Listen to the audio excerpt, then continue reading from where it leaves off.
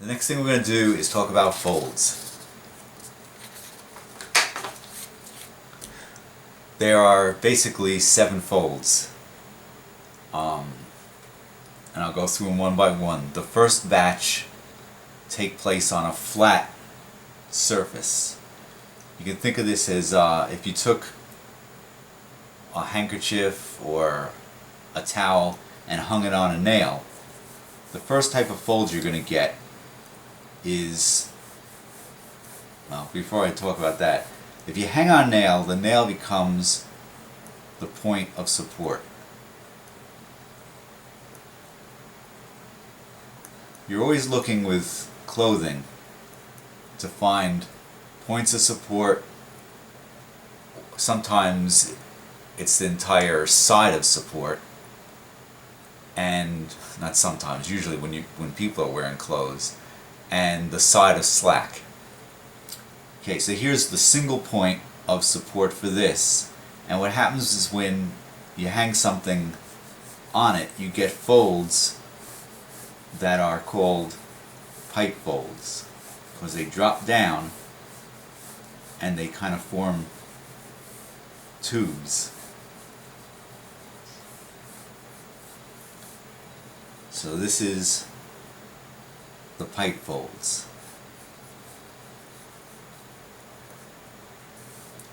Again, this can happen. This usually happens on a flat surface. It's what happens at the end of capes. I shouldn't say a flat surface, but they're definitely not going around a cylinder. So this is the pipe fold. Okay, the next. Anyway, what I was going to say, this can also happen with poodle skirts. It happens with capes. It happens anytime you have a poodle skirt has multiple points of single support.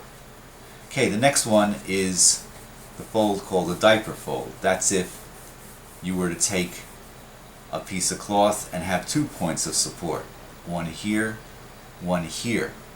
What will happen is you'll get a pull from each of these points of support that gradually get longer and longer until there's only 1 point of support at this point, so you get a pipe fold, which is why at the base you'll get like this ripple. And this in particular is with capes. Capes are a combination of pipe folds and diaper folds. So this is the diaper fold. 2 points of support. Other places this happens, and by the way, these start very deep, the folds, and as they move away from their source, they widen and become flatter. So they're much, if you were to go over the top of this, you'd be going over the top, under, over the top, under. Okay. And they're deepest here. You get a hard edge here. You get softer edges here. I should also say that clothing, depending on the material, creates different types of folds, in the sense that some are, the thinner the material, you'll get very sharp folds usually. If it's thick material like a sweatshirt, you're going to end up with real baggy baggy folds.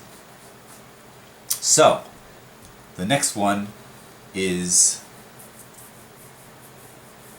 the drop fold. The drop fold happens, say, if you hang a piece of cloth over the edge of a table, you will get folds that do this, because they're supported by the entire top that they're coming over. And then there's slack, so you get the folds. The drop folds happen the most on the front of your shirt, because your shoulders act as a single side of support. And the general symbol for them is these kind of interlocking S shapes. Okay, the next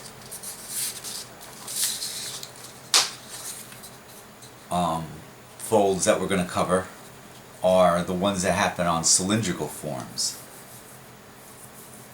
Or at least, actually let me throw in one last one. When a pipe fold gets crushed, say here's a pipe fold, like on your arm, and then as it gets crushed, it compresses and forms like a zigzag pattern. These are also called, it's usually with a pipe fold, but it also can happen to what we're going to do next is, and I'll come back to this, is on a cylinder you get what are called spiral folds. So here's your cylinder, and you're going to get folds that basically, think of like a screw that revolve kind of around the cylinder. Like say you're wearing a woman wearing a tight sweater. On her sleeves, you're definitely going to get these folds. But again, if this gets compressed, say here's the cylinder, so this is called a spiral, and if it gets compressed by gravity, saying like it's straight up and down or it's fairly up and down, what you're going to get are these zigzag crush folds that kind of interlock on each other. And you know, you see these Z patterns.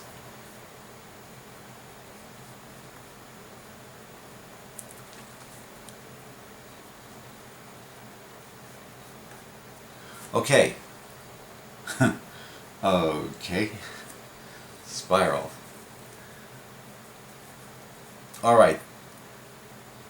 So we've got what? 1, 2, 3, 4, 5. Number 6 is probably one of the most important, and then we'll talk another time about how these work with a figure. But the next one is called the half lock. That's when two cylindrical forms change direction, like say an elbow or a knee. So you have like the lower leg moving this way,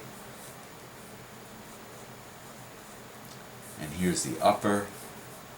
So what happens is the cloth is going to fold on itself, and you get a fold that looks like that. And that's called the half lock.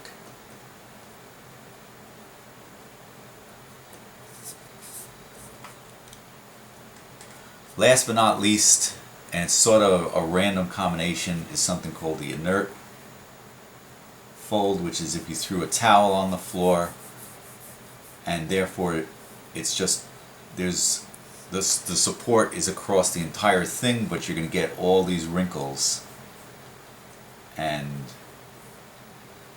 so it's generally, I mean, the way to draw this, for if you have to, like say a towel's on the floor. Anyway, the way to draw this is to throw a towel on the floor and look at all the different folds that it has, because you'll see a lot of spiral. Well, you won't see spiral, you'll see zigzag, you'll see half lock type of folds, meaning where it folds in on itself, like that. You'll see along the edges, you might see things that sort of look like pipe folds, but they're not really pipe folds, because like I said, this is when it's being supported across the entire piece of cloth lying flat. So those are the